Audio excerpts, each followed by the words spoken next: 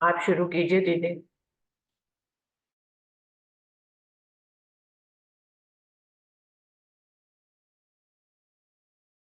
की जय। बोलो श्री सतगुरु महाराज की जय। सर्व सुंदर साथ की जय।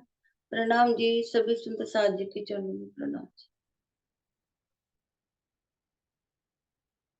क्यों कहूँ सुख रूहान के, जो इन पियों के आशिक, भर भर प्याले ले वही, फिर देवे हक। क्यों कहूँ सुख रूहान के, क्यों कहूँ सुख इन रूहन के, जासो खिले हंसे सन्मुख, पार नहीं सुहाग को, इन पर धनी को रुख। क्यों कहूँ सुख रूहान के, क्यों कहूँ सुख रूहान के, जो आठों पहर पियो पास, रात दिन सोहबत में करे हास विलास। क्यों कहूँ सुख रूहान के,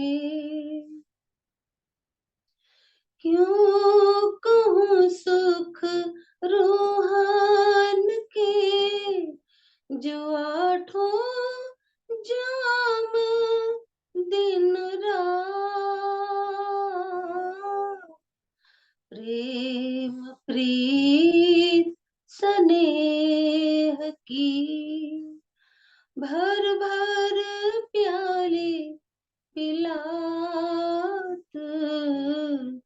क्यों कहूँ सुख रूहान के, जो इन पियों के आशिक, क्यों कहूँ सुख रूहान के, क्यों कहूँ इन सुख की, जिनका हक खावंद, आठों जाम रूहान पर हक होत परसंद। क्यों कहूँ सुख रूहान के, सुख हक का श्री महमत जाने ही, या जाने मोमिन, दूजा नहीं कोई अर्श में, बिना बुजुर्ग रूहाना। क्यों कहूँ सुख रूहान के, जो इन पियों के आशिक, भर भर प्याले ले वही, फिर देवे हक। क्यों कहूँ सुख रूहान के। बोलो श्री प्राणनाथ प्यारे की जय। बोलो श्री सतगुरु महाराज की जय। प्रणाम जी सभी सुंदर साथ जी की जय। प्रणाम जी। प्रणाम जी। धन्यवाद विजय दीदी, बहुत ही सुंदर। आज की कल जो लीलाएं चल रही है उसके ऊपर बिल्कुल सटीक था ये भजन। शुरू करते हैं सुंदर साथ जी। सभी सुंदर साथ जी को प्रेम प्रणाम जी। प्रथम लागू दोय चरण को, धने न छुड़ाइयो कीन, लाख तली न लेड़िया, मेरे जीव के ही जीवन, इन पाँव तले पड़ी रहूं, धनी नजर खोलो बातू, पलना वालू निरखु नेत्रे, मेरे जीव के ही जीवन, मेरे जीव के ही जीवन। श्री बंदो सतगुरु चरण को, करो सो प्रेम प्रणाम, अशुभ हरन मंगल करन, धनी श्री देव चंद्र जी नाम। श्री प्राणनाथ निज मूलपति, श्री मेहराज सुनाम, तेज कुंवर श्यामा युगल, जी को पल पल करूं प्रणाम, पिया जी को पल पल करूं प्रणाम। सुंदर साथ जी, मनमोहन रसानंद सागर का पेज नंबर 75 शुरू हो रहा है और हेडिंग है आज्ञा।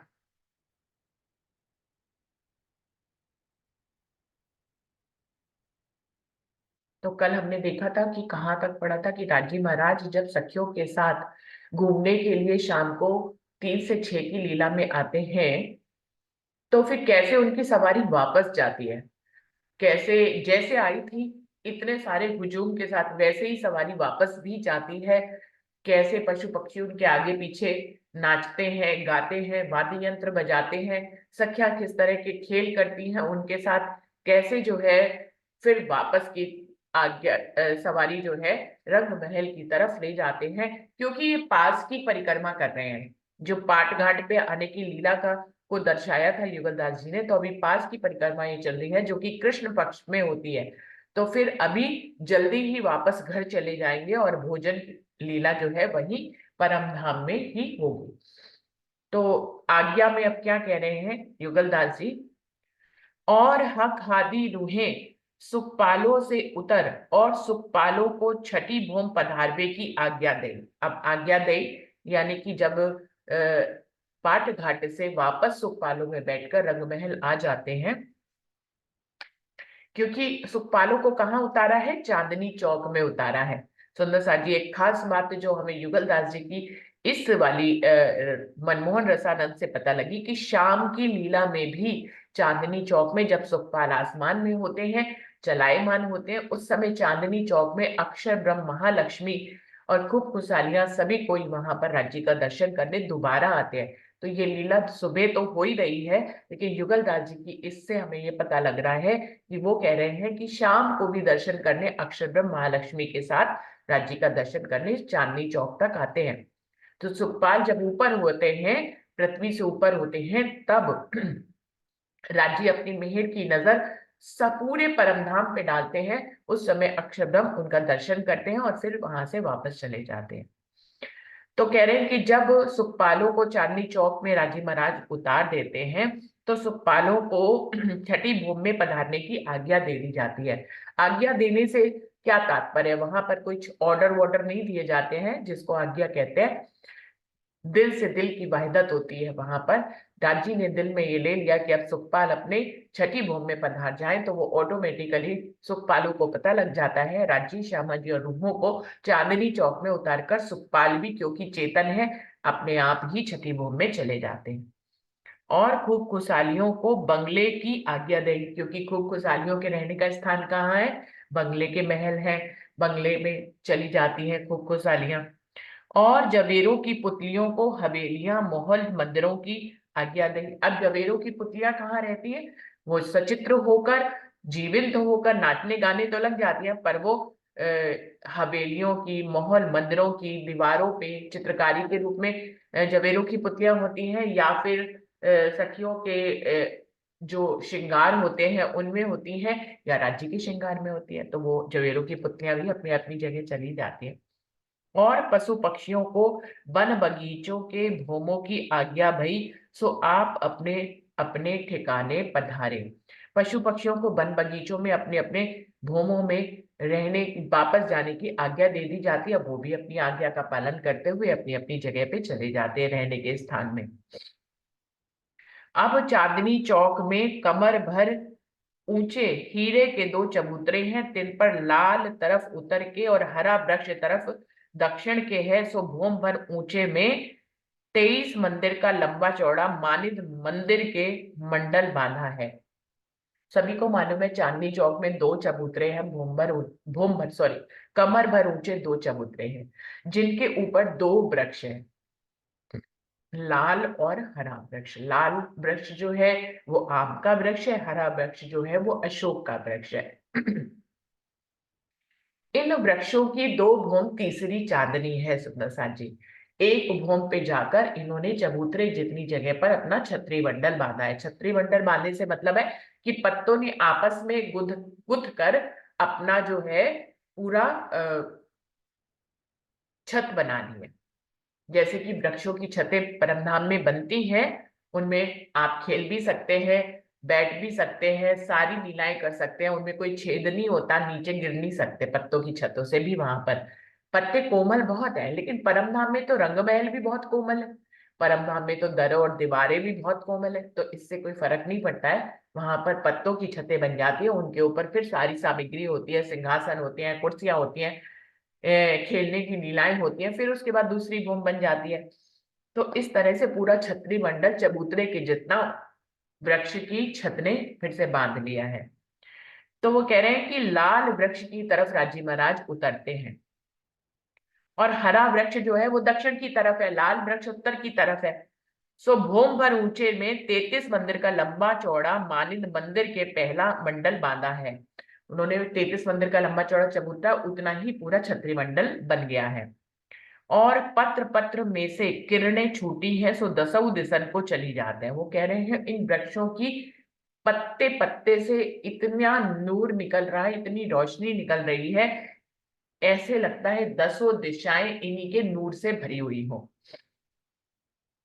और कोटान कोट किरणें आसमान को लगी हैं, सो जाछिन पवन करके डार फल फूल पात हलते हैं, तब कोटान कोट ज्योति किरणें आसमान को जमीन को लगती है और जमीन की आसमान को जाती है। कह रहे हैं कि जब वायु चलती है, हवा चलती है, तो ये पत्ते हिलते हैं, हवा से हिलते हैं, और तो इनकी जो ज्योति है वो भी जगमगाने, हिलती हुई लहराती हुई से दिखाई देती है। वो ज्योति आसमान में जाती है और आसमान की ज्योति जमीन से टकराती है, जमीन की ज्योति आसमान से टकराती है। इस तरह की नूर की का का खेल आपको देखने को मिलता है वहां पर, कि नूर किस तरह से खेल खेल रहा है। पत्तियों से निकलने वाला नूर, रोशनी जो है वो लहराती है, क्योंकि हवा चल रही है, पत्ते हिल रहे हैं, तो उनके साथ ही उनकी रोशनी भी हिलती है और आसमान तक जाती है।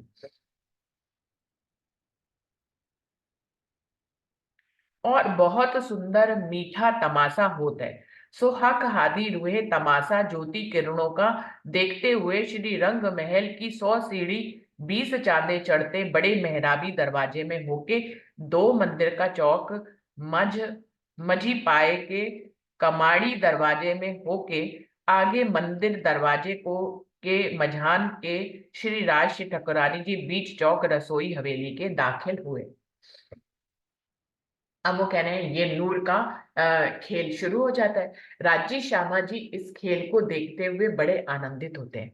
राजी श्यामा जी और सखियां इस नूर की रोशनी के लहराते हुए और पवन हवा के चलते हुए, पत्तों के लहराते हुए इस रोशनी के खेल को देखते हैं।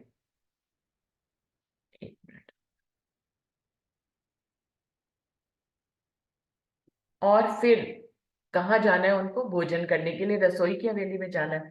तो 100 सीढ़ियां 20 चांदे चढ़ते हुए राजी श्यामा जी और सब सखियां 100 सीढ़ियां 20 चांदे चढ़ते हुए 2 मंदिर के मध्य के चौक में आ जाते हैं। फिर मुख्य दरवाजा जो 2 भूम तक गया है, वो दरवाजा स्वतः ही खुल जाता है।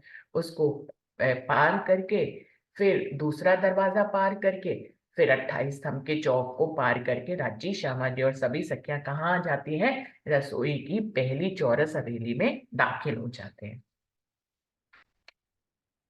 तो यहाँ पर ये पेज नंबर 75 खत्म हो गया है और आज्ञा वाला हेडिंग भी खत्म हो गया है। अभी पेज नंबर 76 शुरू हो रहा है और यहाँ पे हो रहा है चौथे पहर की भोजन लीला। अब यहाँ पर रात्रि का भोजन राजी महाराज करेंगे रसोई की हवेली में। श्री ठकुरानी जी वास्ते अरोगने के बीच के चबूतरे के ऊपर चाकले पे विराजे। अब हम सभी को मालूम है चौरस हवेली की शोभा कैसे है कि चारों तरफ तो मंदिरों की हार है, उसके मंदिरों के अंदर की हार के अंदर जाते एक थंबों की हार और 2 गलियां हैं, और उसके मध्य में कमर भर ऊंचा चबूतरा है जिसमें चारों दिशा में 3-3 सीढ़ी चढ़ी हुई लगी हुई हैं। सीढ़ियां चढ़ के जब आप मध्य के चबूतरे पर पहुंचते हैं तो उसके चारों तरफ किनार पर भी थंबों की हार है जिनके बीच में कठेड़ा लगा हुआ है, लेकिन ये थंब जो है जहां पर 4 रास्ते हैं वहां पर नहीं है।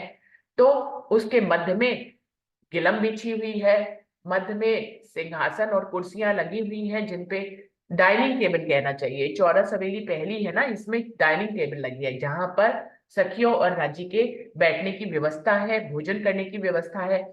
जो पहली चौरस हवेली है इसकी खास बात यह है कि इसकी पूरब दिशा के थंब नहीं है,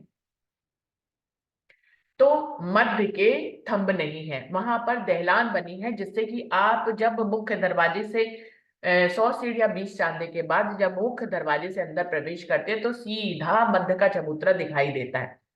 क्योंकि बीच में दीवार नहीं है, सिर्फ थंब थंब ही है, तो दहलान बनी हुई है, उन थंबों के बीच में कोई भी मंदिर नहीं बने हुए हैं। किनारे के 5 मंदिर इस तरफ है और किनारे के 5 मंदिर इस तरफ है, मध्य के मंदिर नहीं बने हुए हैं।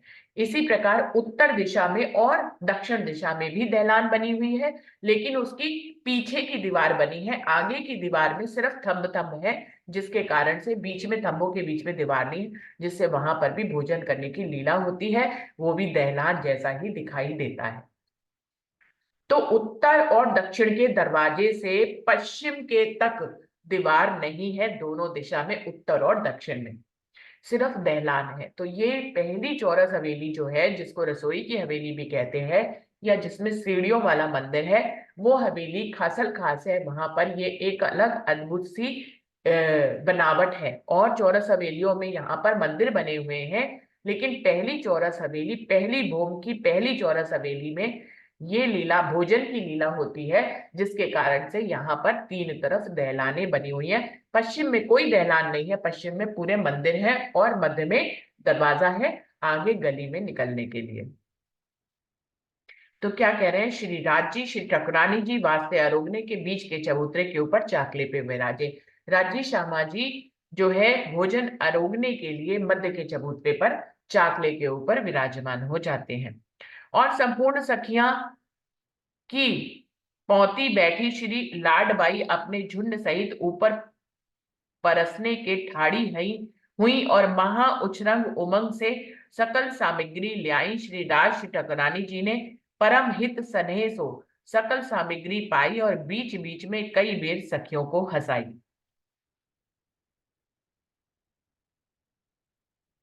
वो कह रहे हैं राज्य श्यामा जी मध्य के चबूतरे पे बैठ जाते हैं, सभी सखियां उनके आसपास विराजमान हो जाती हैं, और भोजन कौन कराता है? लाडबाई का जुट। तो लाडबाई अपने जुट सहित जो है भोजन परोसने के लिए खड़ी हो जाती है। राज्य जैसे ही आज्ञा देते हैं वो उनका झुंड सारी सामग्रियां रसोई के मंदिर से लेके आते हैं, और श्री राज्य श्री ठकुरानी जी को बहुत ही परम हित स्नेह सो लिखा है, परम हित स्नेह सो बहुत ही ज्यादा गहरे प्रेम से सकल सामग्री को राजी श्यामा जी को परोसते हैं। राजी श्यामा जी उस सामग्री को बड़े ही परम हित स्नेह से अरोगते हैं, और बीच बीच में सखियों के साथ बातें करके उनको हंसाने की लीला भी करते हैं, और फेर चित चाही सामग्री मंगाई और महा आनंद में पाई। और जो राज्य को सामग्री ज्यादा अच्छी लगती है उसको बार बार मंगाते हैं, बार बार खाते हैं। इस प्रकार से आनंद की लीला वहां पर होती है। और सकल साथ ने चित चाहे, सकल पकवान व्यंजन भोग लगाए, और मासूक ने बीच बीच में सर्व सात को हंसाए। और सुंदर साथ भी अपनी मनचाही सामग्री खाता है और आनंदित होता है, और बीच बीच में वो भी हंसी की लीला करते हैं। राजी कोई बात कहते हैं, सखिया उसका जवाब देती है। सखिया कोई बात कहती है तो राजी उसका जवाब देते हैं। तो इस तरह से बीच बीच में हास्य की लीला भी होती रहती है। पीछे एक सखियन कंचन रंग की झारी लेके जुगल स्वरूप को अचवाए। बीच में एक सखी उठकर, जब भोजन की लीला खत्म हो जाती है, तो एक सखी उठकर कंचन की, सोने की झारी से, केतली टाइप की होती है, जिससे राजी के हाथ धुलवाती है भोजन वाले। दूसरी सखी ने दो बीड़ा अरुगाए, और सात सकल में अरोगने के और अचवन करके हाथ युगल किशोर कैसे बीड़ा बीड़ा 12,000 पाए, और चारों चरण नैनों से लगाए। अब उसके बाद जब सब लोग हाथ धो लेते हैं, तो राजी श्यामा जी को जब हाथ धुलाए जाते हैं, ऐसे ही सब सखियां भी हाथ धो लेती हैं। उसके बाद राजी श्यामा जी को सखियां पान बीड़ा अर्घाती हैं, और राजी 12,000 सखियों को पान बीड़ा अपने हाथ से अर्घाते हैं। और सभी सखियां, 12,000 सखियां, अपने नेत्रों से राजी श्यामा जी के चारों चरण कमलों को अपने नेत्रों से छू छू कर जो है आदाब करती हैं। कोटान कोट उछरंगों में और आनंद उमंगों से तरफ नृत की हवेली के पधारे। अब किसका समय हो गया भोजन करने के बाद, क्योंकि कृष्ण पक्ष चल रहा है। 15 दिन जो कृष्ण पक्ष होते हैं, उसमें पास की परिक्रमा में राजी घूमने के लिए ले जाते हैं। फिर रसोई की हवेली में भोजन रोकते हैं, और फिर उसके बाद चौथी भूमि में निरत की हवेली में निरत देखने के लिए, नवरंग बाई के युद्ध का निरत देखने के लिए चौथी भूमि में निरत की हवेली में पधारते हैं।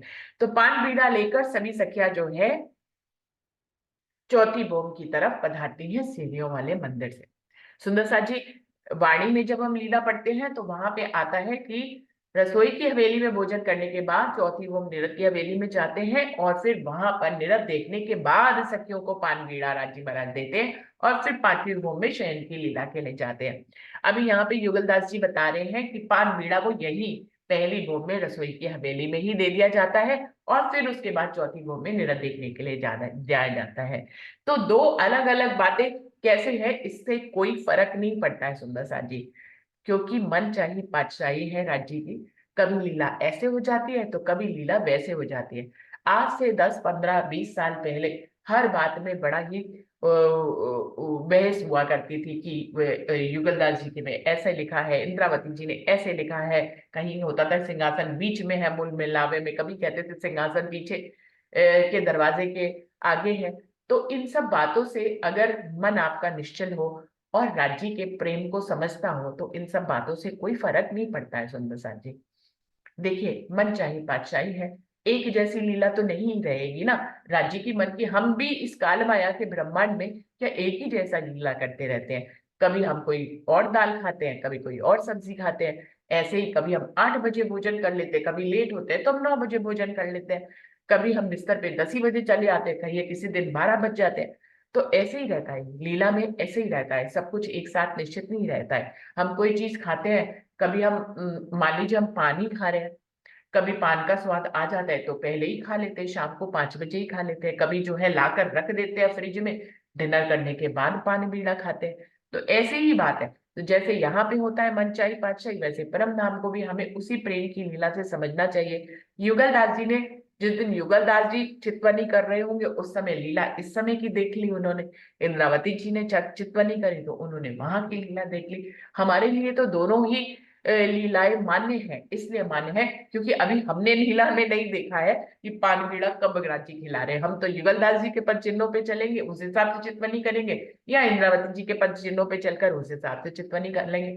तो दोनों ने ही हमें दोनों बातें बताई हैं। जिसकी जो मर्जी है, जिसको चौथी भोग में पान बीड़ा खाना है, वो चौथी भोग में खाएगा। तो ऐसा नहीं है कि अगर उसकी इच्छा दोबारा से, मान लीजिए एक बार पहली भोग में ही पान बीड़े की लीला हो गई, अभी चौथी भोग में निरत के बाद अगर सखियों की इच्छा होगी दोबारा पान बीड़ा खाने के लिए, तो परम धाम में तो आप दोबारा भी पान बीड़ा खा सकते हैं। तो आनंद की लीला है सुंदर साथ जी, इसको हम कैसे भी देख सकते हैं। ये युगल दास जी और इंद्रावती से भी भिन्न एक लीला में राज्य आपको ले जाए और एक अलग भिन्न लीला आपको दिखाई दे, तो कुछ भी हो सकता है सुंदर साथ जी। तो इसमें अभी देखिए, अक्षर ब्रह्म की दर्शन की लीला ही की बात करें, लालदास जी और इंद्रावती जी ने अक्षर ब्रह्म के दर्शन की बात सिर्फ सुबह ही करी है। जब तीजी भूम की पटसाल में बैठते हैं, तब अक्षर ब्रह्म जो आते हैं और राज्य का दर्शन करके जाते हैं। युगलदास जी ने अभी शाम की लीला में भी अक्षर ब्रह्म महालक्ष्मी का दर्शन दिखा दिया है। तो कुछ भी परम धाम में तो मनचाही पातशाही है, कुछ भी हो सकता है सुंदर साथ जी। सब राज्य के चरण कमलों को अपने नैनों से सखियां लगाती हैं, कोटान कोट उच्च रंगों से और आनंद उमंगों से तरफ निरत की हवेली के पधारे। निरत की हवेली चौथी भूमि में सब सखियां और राजी श्यामा जी पधार जाते हैं। श्याम सेत मंदिर के बीच में जो मंदिर है, तिस मंदिर से सीढ़ियां सुंदर शोभित है। श्याम और सेत मंदिर किसको कहा गया है, उसके बीच में सीढ़ियों का मंदिर सुशोभित है। श्याम मंदिर जो होता है वो रसोई के मंदिर को कहते हैं सुंदर साथ जी, जो कि उत्तर की दीवार में है। कोने वाला मंदिर छोड़ने के बाद पहला मंदिर श्याम मंदिर है, फिर उसके बाद सीढ़ियों का वाला मंदिर और तीसरा मंदिर श्वेत मंदिर है। तो इस प्रकार से दो चौपाई आती है, श्याम श्वेत के बीच में सुंदर सीढ़ियां शोभित बहुत साथ इत आए के चढ़ उतर करत, इस तरह की चौपाई आती है कि श्याम और श्वेत मंदिर के बीच में सुंदर सीढ़ियां शोभायमान है।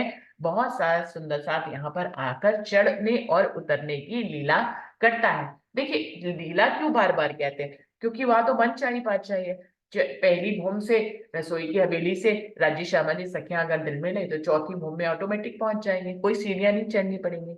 लेकिन वहां पर सीढ़ियां भी चेतन है, इस बात को हम कभी ना भूलें। सीढ़ियां भी चेतन है, उनको भी राज्य का दर्शन चाहिए होता है, उनको भी राज्य की प्रेम की लीला की सेवा चाहिए होती है। तो राज्य श्यामा जी सीढ़ियों के ऊपर चढ़कर ही चौथी भूम में जाते हैं।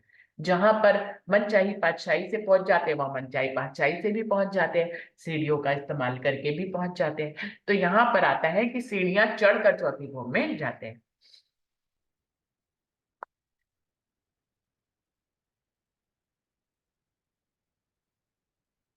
श्याम सेत मंदिर के बीच में जो मंदिर है, इस मंदिर से सीढ़ियां सुंदर शोभित हैं। सो हर सीढ़ी हर रंग की है। सो हक आदि रूहों को संग लेके पहली भूम से दूसरी भूम आई, दूसरी भूम से तीसरी भूम आई और तीसरी भूम से चौथी भूम में आई। तो इस प्रकार से ये सीढ़ियां जो है,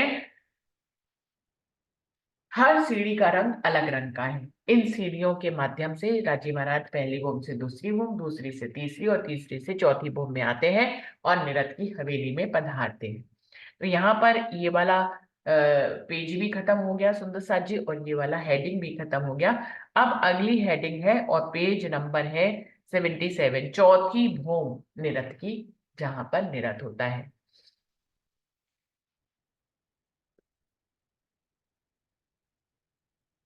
चौथी भूम में जो निरत की हवेली है, तहां आय के रोशन को रोशन किया और शोभा को शोभा बख्शी और आनंद को आनंद बक्सत भय। अब देखिए कितनी सुंदर भाषा का इस्तेमाल यहाँ पर युगलदास जी ने किया। रोशन को रोशन किया, शोभा को शोभा बख्शी और आनंद को आनंद बक्सत भय। कि राजी महाराज, परम धाम में तो हर जगह ही रोशनी है ना सुंदर साथ जी, कोई ऐसी जगह है ही नहीं जहाँ रोशनी ना हो। परम धाम में हर जगह शोभा ही शोभा है, परम धाम में हर जगह आनंद ही आनंद है। जब वहां पहले से ही आनंद है, तो राजी श्यामा जी के आनंद पे, राजी श्यामा जी के वहां पे पधारने पे आनंद दुगना हो जाता है। अब ऐसा यहाँ के कालमाया के शब्दों में कहा जाता है कि आनंद दुगना हो गया, पर वास्तविक भाषा तो ये है कि आनंद को आनंद बख्शा, शोभा को शोभा बख्शी और रोशन को और रोशन किया। राजी महाराज जहां पर चौथी भूम निरत की हवेली में आते हैं, तो रोशन को और रोशन कर देते हैं, शोभा को और शोभित कर देते हैं, आनंद को और आनंदित कर देते हैं। और मिठाई में अत्यंत मीठी मिठाई हाथी रूहों को खिलाए भय। अब देखिए इनकी लीला में यहाँ पर मिठाई आ गई। पान बीड़ा के बाद मिठाई अर्गाई जाती है राजी श्यामा जी को चौथी भूम में।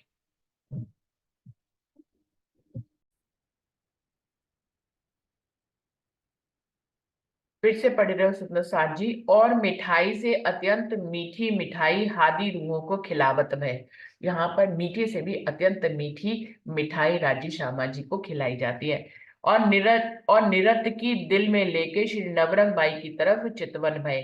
अब राजी महाराज ने अपने दिल में क्या ले लिया कि अब वो निरत देखेंगे। ऐसे दिल में निरत की भाव को लेते ही ये आज्ञा नवरंग बाई के चित्त तक पहुंच जाती है। और वो चितवन, राजी महाराज अपना चितवन यानी कि अपनी दृष्टि जो है नवरंग बाई के युद्ध की तरफ कर देते हैं।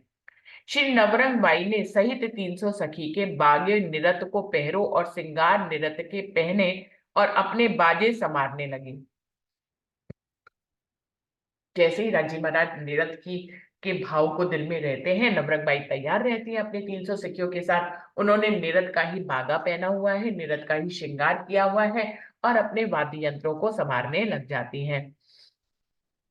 और श्री नवरंग बाई को आदि दे संपूर्ण सखी बीच बीच के आई और सुंदर माशूक के रिझावने की उछरंग उमंग अंग में भराए रही है।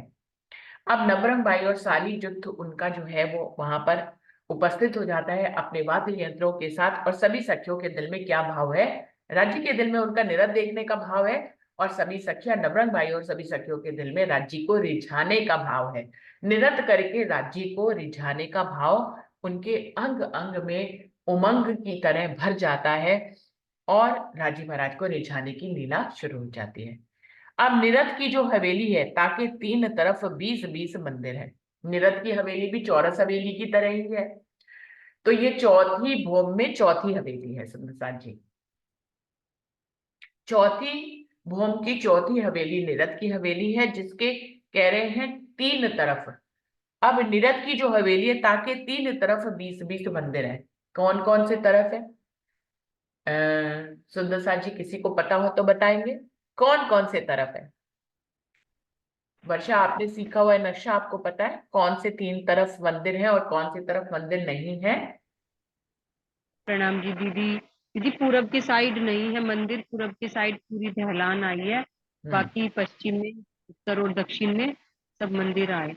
और इनके रंग भी पता है आपको? हाँ जी दीदी, पूरब की तरफ जो आए हैं वो तो हरे रंग की जोगबाई आई है पूरी। ढलान की तरफ ढलान टाइप बनी है, पूरी सीढ़ी बनी है। और जो पश्चिम की तरफ आई है वो हीरे की आई है। और जो उत्तर की तरफ आई है वो पुखराज के रंग के सारे मंदिर भी, और जो खम्भों की हार है पूरी जोगबाई टोटल पुखराज के रंग की आई है। और जो दक्षिण की तरफ आई है वो माणिक के रंग की आई है।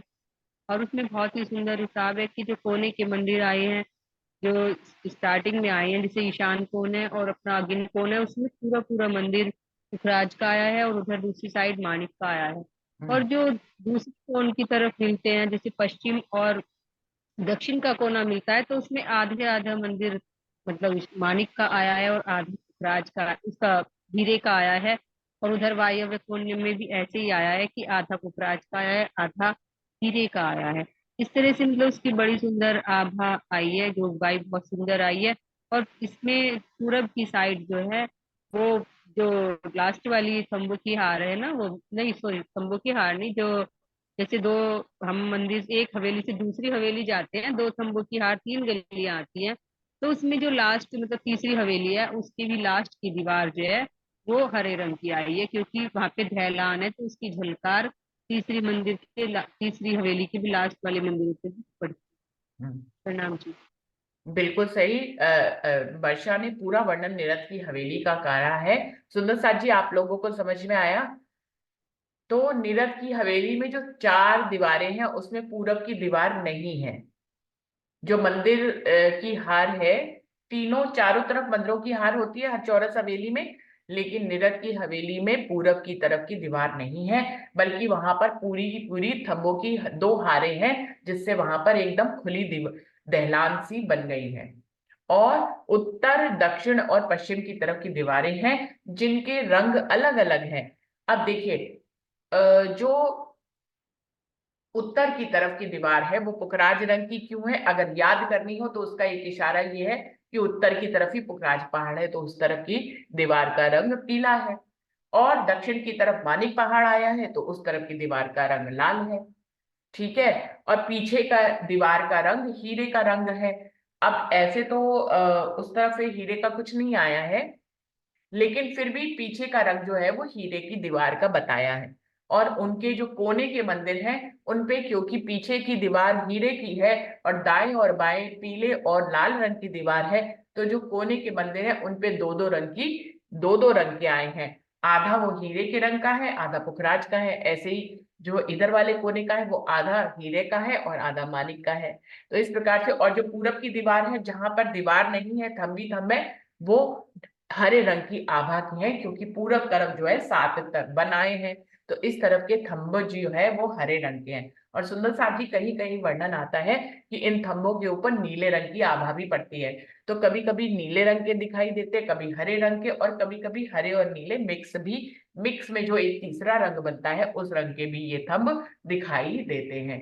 इनकी आभा तीसरी भूमि की तीसरी हवेली की पश्चिम की दीवार पर भी पड़ती है, तो वहां की शोभा भी ऐसी दिखाई देती है।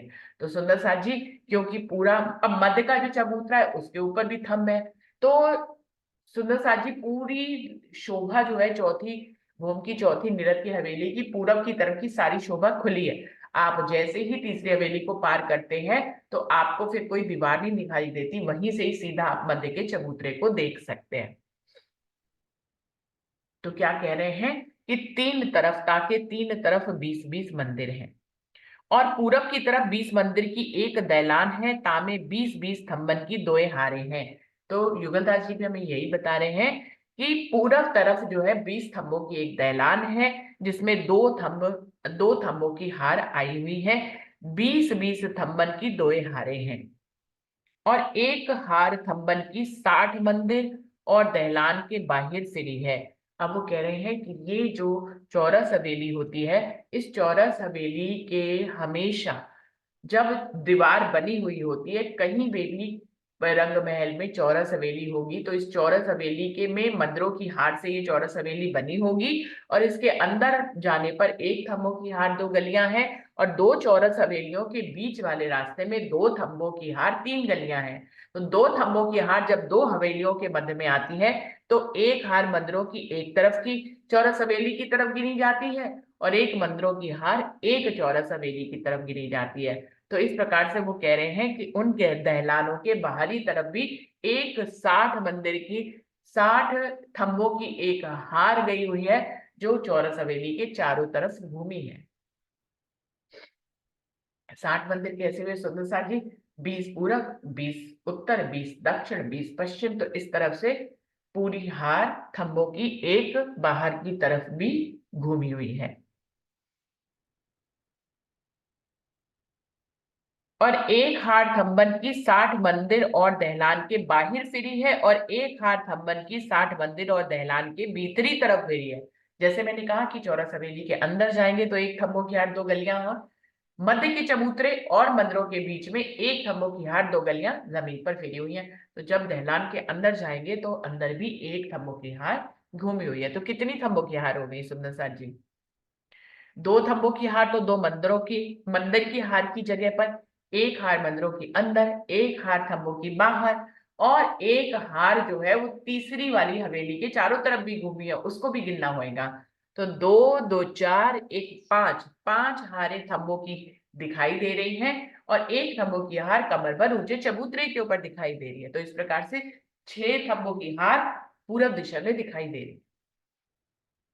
तीसरी चौरस हवेली के बाद 2 थंबों की हार, फिर मंदिरों की जगह पे 2 थंबों की हार 4, फिर अंदर की तरफ एक थंबों की हार 5, फिर कमर भर ऊंचे चबूतरे के ऊपर एक थंबों की हार, तो 6 थंबों की हार। तो कितनी बड़ी दहलान है सुंदर साक्षी, दहलान ही दहलान दिखाई दे रही है। तभी मैंने क्या कहा कि जब तीसरी चौरस हवेली को पार करते हैं तो चौथी चौरस हवेली फिर तक जाने के लिए कोई भी रास्ता क्या है, पूरी दहलाने ही दहलाने, आप सीधा मध्य के चबूतरे पर चढ़ जाते हैं, हरे रंग की सारी शोभा को